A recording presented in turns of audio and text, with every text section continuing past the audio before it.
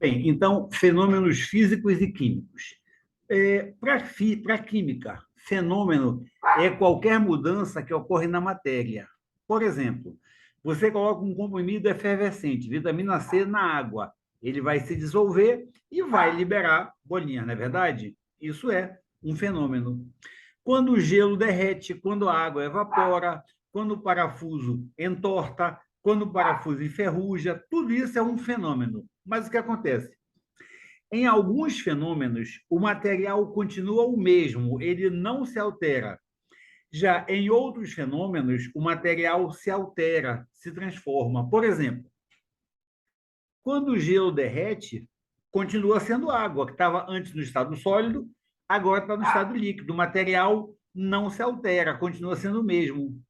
Quando um parafuso entorta, o material do parafuso é o mesmo, ele não se altera, só que agora está torto.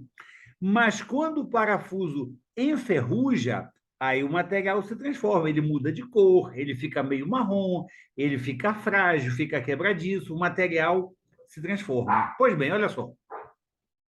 Quando o material não se transforma, a gente diz que nós temos um fenômeno físico, pois não altera o material, não altera a estrutura da matéria. Se a gente pega o gelo e deixa ele derreter, não altera a estrutura da matéria, continua sendo água, muda o estado. Se a gente pega água, aquece até evaporar, vai continuar sendo água, não vai mudar para outra substância, embora mude o estado. Isso é um fenômeno físico, tá? Mas para nós aqui, o que vai interessar é o estudo dos fenômenos químicos. O que acontece? Quando o material se transforma, aí nós temos a alteração do material, modifica a estrutura interna da matéria. O parafuso que enferruja, né? Esse material do parafuso, ele é transformado em um produto mais frágil, que muda de cor. Pode ver que ele é meio marrom avermelhado quando ele está enferrujado, não é verdade? Aquilo é uma reação que tem com o oxigênio, que vai oxidar e vai transformar o material. Surge ali um material novo, que é a ferrugem em si, né? Isso é um fenômeno químico, ou seja, nós temos uma alteração na própria estrutura da matéria. Nós temos um fenômeno químico se você deixa um copo de leite fora da geladeira e esse leite azeda. Isso é um fenômeno químico.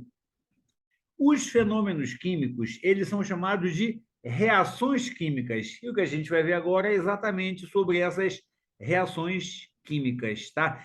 Essa parte da reação química, principalmente as fórmulas, eu tenho certeza absoluta que vai cair umas 3 questões, no mínimo, na prova de vocês. Então, muito cuidado aqui. Olha lá. Quando nós misturamos duas ou mais substâncias, podem ocorrer alterações, modificações, ou pode não ocorrer alteração alguma. Por exemplo, se nós misturamos água com areia, o que acontece? Fica só uma areia úmida, que se eu deixar secar, vai de novo ser areia seca, não vai alterar coisa alguma. A areia não deixou de ser areia, ela continua areia, e a água não deixou de ser água. Tá? No entanto, se a gente mistura água com cimento, o resultado é uma massa dura, que depois que ela seca, fica dura e não tem características nem da água e nem do pó do cimento, ou seja, surge uma substância nova. É isso que vai acontecer na reação química. Eu vou misturar dois ou mais produtos, né? Eles vão, dois ou mais reagentes, desculpa o nome, reagente, eles vão reagir entre si e vai surgir um produto diferente, uma substância nova. Nós vamos já ver isso como uma fórmula, tá? Mas vejam, essas reações químicas é isso, tá? Eu coloco duas substâncias para misturar, que são chamadas de reagentes, e dessa mistura vai surgir uma substância nova, que é chamada de produto. Mas vamos já chegar lá. Olha lá. Às vezes, quando a gente mistura determinadas substâncias, além delas reagirem entre si, produzindo uma substância diferente, também é liberada uma quantidade de energia. Por exemplo, se a gente mistura hidrogênio e oxigênio, a gente já sabe que vai produzir água. Quer dizer, água é uma substância que é diferente do hidrogênio e é diferente do oxigênio. Mas, além de produzir água, também vai liberar uma grande quantidade de energia. E é importante saber disso, por quê? Porque, por exemplo, a NASA ela usa essa mistura de hidrogênio com oxigênio para gerar energia para movimentar alguns dos seus foguetes. Não são todos desse combustível, mas em alguns foguetes a NASA usa essa mistura para impulsionar, ok? Como é que a gente representa uma reação química? Olha lá, é uma fórmula, né?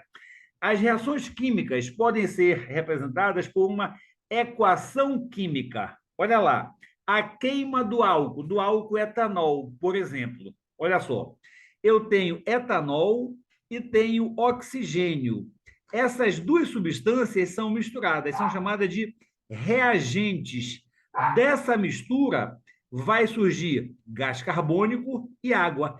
Esse resultado aqui é chamado de produto. Então, não esqueçam disso, tá? Reagente é aquilo que eu misturo, que vai reagir um com o outro e vai produzir produto, produzir substância nova, tá? Então, não esqueçam, repito, numa equação química eu tenho os reagentes, são as substâncias misturadas entre si, que fazem surgir substância nova, elas produzem substância nova, são os produtos, ok? Eu posso ler isso assim, olha. Essa equação química, eu vou ler assim, está aqui embaixo, olha. O etanol reage com o gás oxigênio, produzindo gás carbônico e água. É assim que eu leio essa equação química, tá? Então, é os reagentes. O etanol reage com o gás oxigênio, produzindo os produtos, produzindo gás carbônico e água. Olha lá. As espécies iniciais, aqui o etanol e o oxigênio, são chamadas de reagentes.